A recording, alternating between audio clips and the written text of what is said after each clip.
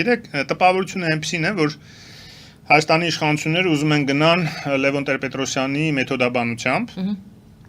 որը ճիշտ մեթոդաբանություն էր մեծ հաշվով, անկախ անձերից երբ որ վերանանք, հա, որ չգիտենք ով է, ով ում է ծառայում, ով է կագեբեշնիկ, ով կագեբեշնիկ չի, բայց համենայն դեպս երկու եկեղեցի առաքելականը չի պետքա գոյություն ունենա։ Դա նոնսենս է։ Դա կարող է լինել, երբ որ Հայաստանը բռնազավթված էր Կարմիր 11-րդ բանակի կողմից, եւ այստեղ անկախ իրոք ժողովրդին սպասարկող եկեղեցի չենք կարող ունենալ ապրիորի։ Պետք է լիներ KGB-ի վերահսկողության տակ KGB-ի հետ համագործակցող։ Դրա համար է դրսի հոգեվորականները եւ ոչ միայն հայ առաքելական եկեղեցի, շատ այլ նաեւ կրոնական ներկայացուցիչներ, ուղղափառներն էլ ունեին եւ այլն, սա դրսում առանձին իրենց կառույցներ ստեղծեցին, որ չծառայեն մոնստրին, տոտալիտար սովետական միության մոնստրին։ Իդեպ այս քանի օրը մեր բռնադատված մեր հայրենակիցների հիշատակի օրն է եւ Կասկադում 29-ին ամսի, հա 29-ին Կասկադում մեմորիալն է կազմակերպում։ Ես չգիտեմ ուղղակի հայ իրավապաշտպանները այտենց բան ունեն, ավանդույթ ունեն կազմակերպելու թե չէ, բայց համենայն դեպս ունեն, այդ օրել կա, այդպես գնում հավաքվում են։ Մեմորիալը եւ Կավչեկ այդ երկու կազմակերպություններն են բանանում ժամի 9-ին, ամսի 29-ին։ Հա, բայց համենայն դեպս ուղղակի Կասկադում, հա, այնտեղ մեր բան կա, հուշահամալիր կա, հա։ Լավ։ Հիմա տեսեք, այդ ամեն ինչը բոլորին հայտնի է, հա, եւ դրա համար այն ժամանակ բաժանվել է այդ երկու եկեղեցիները։ Բայց հիմա Հայաստանը անկախացել է։ Լավ, ասենք Հայաստանը անկախացավ, այն ժամանակ էլ վստահ չէին Անտիլիասում, որ հələ այդ KGB-ի շոշափուկները, Ռուսաստանի ազդեցությունը հələ կար,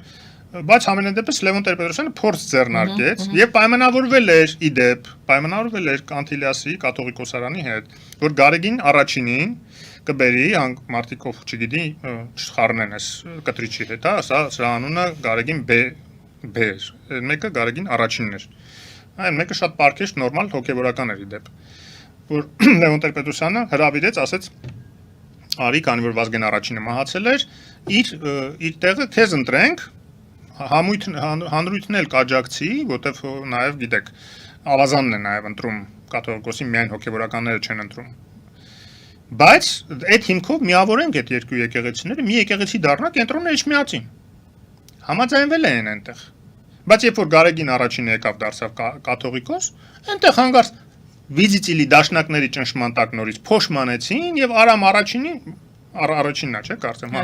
Ընտրեցին կաթողիկոս։ Էլի ունեցանք երկու կաթողիկոս, խաբեցին։ Լավ, Հիմա նույն ձև Նիկոլ Փաշինյանը ենթադրում եմ, որ քանի որ պատվիրակ եղավ, հատուկ եկավ, օրնանք բերեց Արամ կաթողիկոսի կողմից օրնանք բերեց, նվեր բերեց եւ այլն, ենթադրում եմ ինչ որ քննարկումներ գնում է, որ այս կտրիչին ճամփու դնենք, նորմալ կարգի բերենք եկեղեցին, թող Արամ առաջինն էլ գա համեմատաբար ավելի բարձր հեղինակություն ունի, քան այս կտրիչը, չնայած էլի ես առանձնապես մեծ հարգանք չունեմ այդ մարդու հանդեպ, իր վարքագիծը տեսնելով հրապարակային, նաև տեղյակ լինելով իր ոչ հրապարակային ինքնություններից, սենց ասենք, հա։ Բայց ամենայն դեպս, քանի որ ինչ-որ հեղինակություն ունի, գոնե բերեին կաթողիկոս նշանակեն, ես ենթադրում եմ, որ այդպիսի խոսակցություններ է, բայց ոնց որ թե էլի դաշնակցությունը ճնշել է, թե այսինչ խոսակցությունների մեջ է Նիկոլ Փաշինյանի հետ, եւ սկզբից դրական էր, ոնց որ թե ուղերձներ են կողմից, օրհնանք, նվեր եւ այլն, բայց հետո ինքը սկսեց էլի պետությունը կործանվում է, չգիտեմ ինչ, ինչ-որ բաներ սկսեց խոսալ, քաղաքական էլի գնահատականներով, ենթադրում եմ չստացվեց այդ բանը, եւ ես նույնիսկ ուրախ եմ, որ չստացվեց, հա, շիլը նամիլը եմ, որ ասում է իրանց շեֆերի լեզվով ասած չեն փոխում։ Հիմա նույն տարբերակով, եթե Հրայր Մանուկյանի առաջարկն է անցնում, այսինքն հայ ժողովուրդը վերջո ինքը որոշում կայացնի, այսինքն ավազանը հավատացյալների ամբողջությունը, իդեպ շատ կարևոր է, որ նաև հավատացյալների դերը, համայնքի դերը մեծ լինի այս կարգի հարցերում, որտեվ երբ որ եկեղեցին էլ սովետական հատկապես շրջանում դարձեցին կենտրոնաձիգ մի հատ կառույց, տոտալիտար եւ պատահական չի, որ նաև ինքը գիտեք ինստիտուտն էլ է տրամադրում, նախատրամադրում այդ անհատներին, ովքեր այդ ինստիտուտի վերևը կանգնած են, ինչ որ իշխանության կենտրոնացման,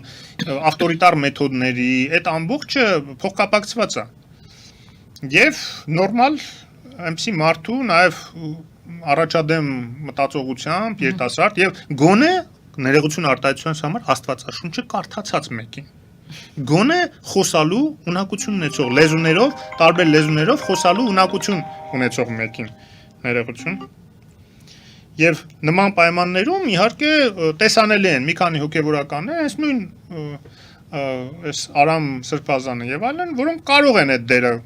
ստանձնեն եւ վաղվա նաեւ արարողությունից կերևա հասարակական աջակցություն կա թե չկա, որտեւ եթե վարշապետը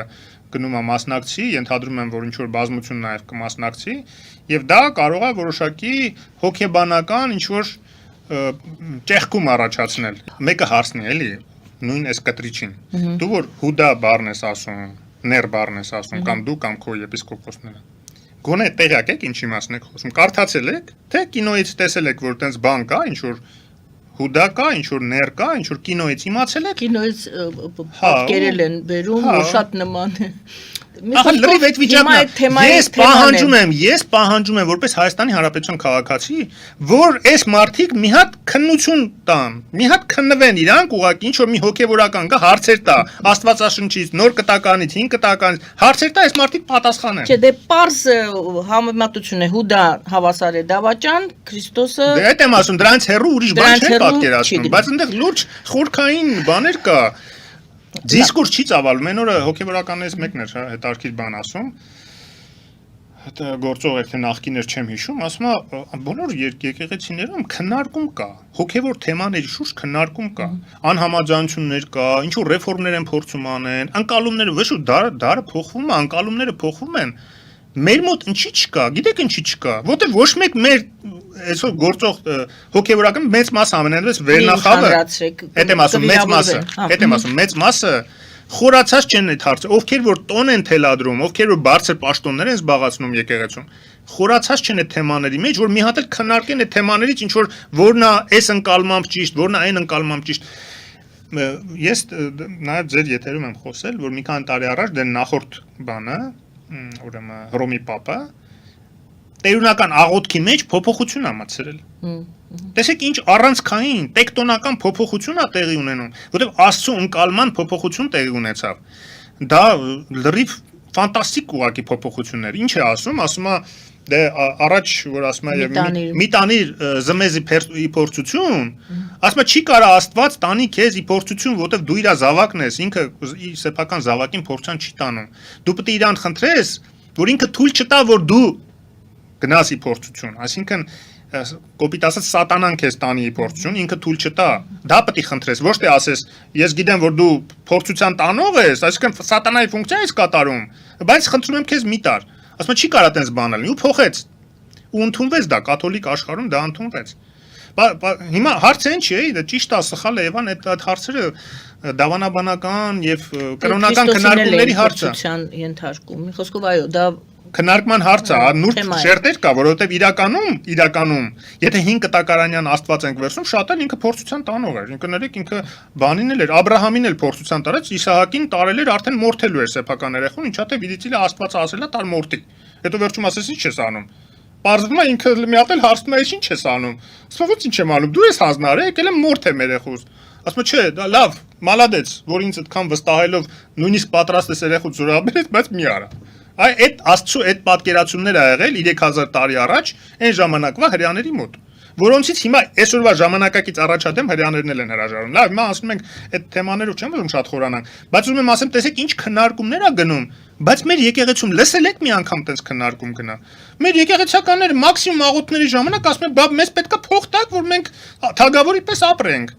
Բայց եթե չեք ուզում բիզնեսով զբաղվենք, պետք է մեզ փող տաք։ Էդ է քննարկումը մեր եկեղեցականների։ Հետո ուրիշներն ասում են ներ, իսկ կա ները դուք եք, եկել եք բռնազավթել եք եկեղեցին, հոգևորականներից փող եք կորզում ու ուրիշներն էլ դասեր են տալիս։